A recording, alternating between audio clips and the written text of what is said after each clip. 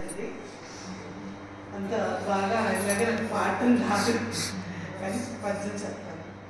అండజ వాహన నిన్ను హృదయమున నమ్మిన వారి పాపములు కొండల వంటివైన వెసంగూలి నశింపకయుండే సంతతా ఖండల వైభవోన్నతులు కలిగక మానుని మోక్షలక్ష్మి కైదండయ సుంగకుండే తుద దాసరిధి కరుణాపై యోగిది.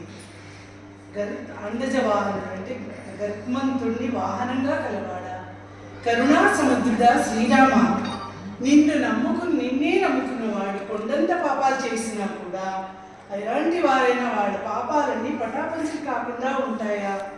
ఎనలేని సంపదల వైభవాల గొప్పతనాలు కలగకుండా ఉంటాయా?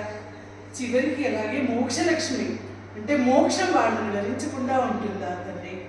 నిన్నే నమ్ముకుంటే ఈ పాపాలన్నీ పటాపంచలేకపోతాయి, సంపదలు గొప్పతనాలు కలుగుతూ ఉంటాయి, అలాగే మోక్షం కూడా వరిస్తుంది. ఇంకో పద్యం. అంచితమైన నీదు కరుణామృత సారు నాదుపైని ప్రోక్షించినంచారు దాన నిరసించద నా దురితములెల్ల దూలించద వైరి వర్గమెడలించద కోర్కెల నీదు బంటునై వంచద కాలకీంచద. దాశరథి కరుణాపయోగిది.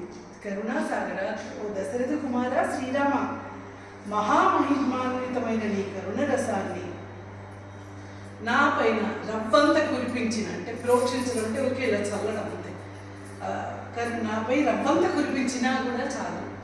దాని ప్రభావం చేత నేను నా పాపాలన్నీ తొలగించుకుంటాను.